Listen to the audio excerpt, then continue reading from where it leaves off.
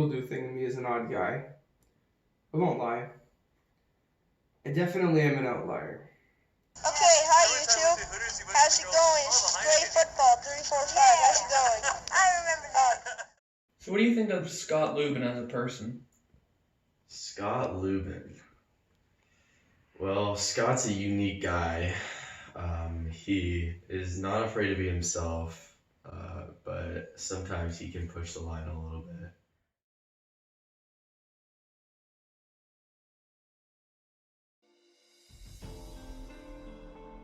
I think in large part what makes me so much different is that I live life with the mindset that you only do live once.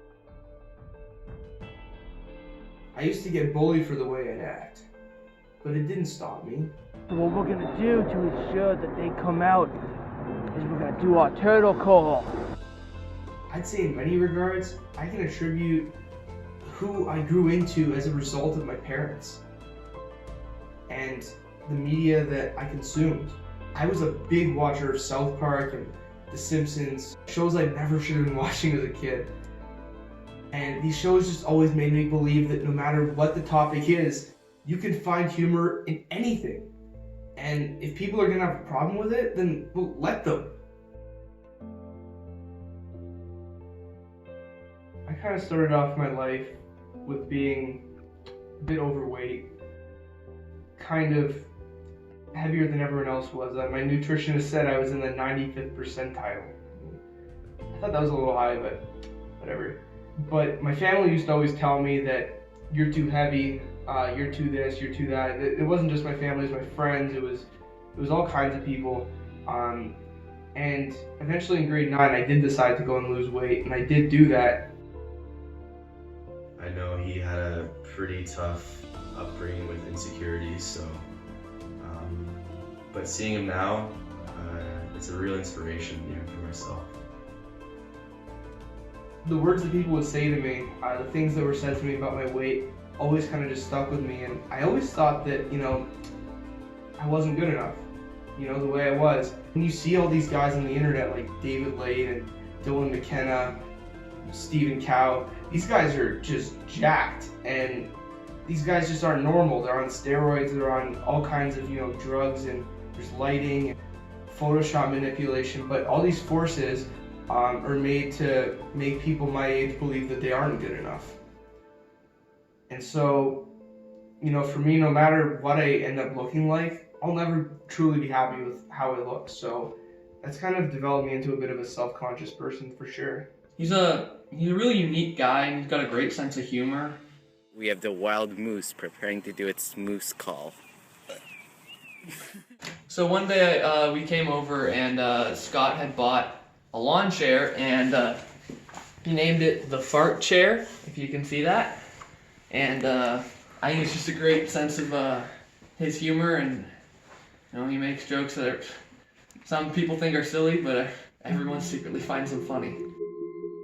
Raymond Williams defined culture as a combination of spiritual, aesthetical development through a group of people. And my culture in itself is just kind of social media. And so my attitude about laughing at everything can be both criticized, and it can be encouraged throughout people, right?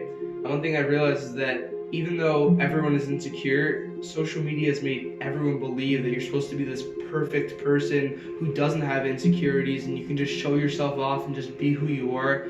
This very idea just makes people insecure about themselves, and it kind of just shows that we're all subjects of social media and the people who produce the content that's put out there, because these people are kind of controlling our mind. They're telling us what's right and what's wrong. We're subject to what they believe, and so we all kind of get brainwashed and get manipulated by what they want us to be.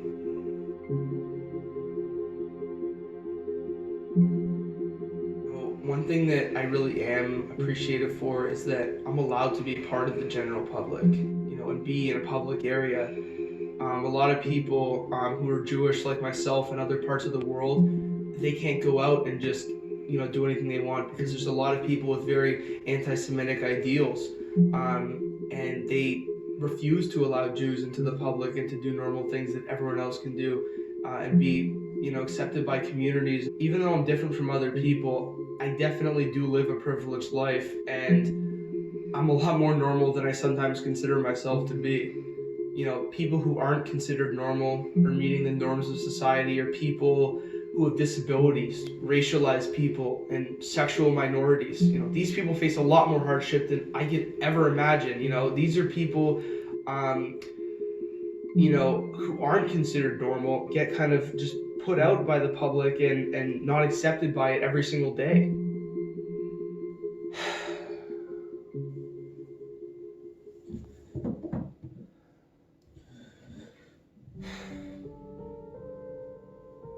I guess at the end of the day, what I'm mostly molded out of is the different forces around me, like my family, my friends.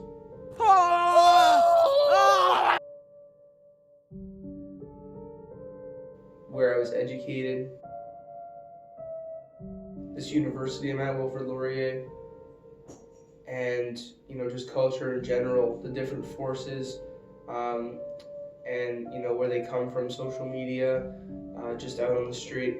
These all dictate who I am and who I become.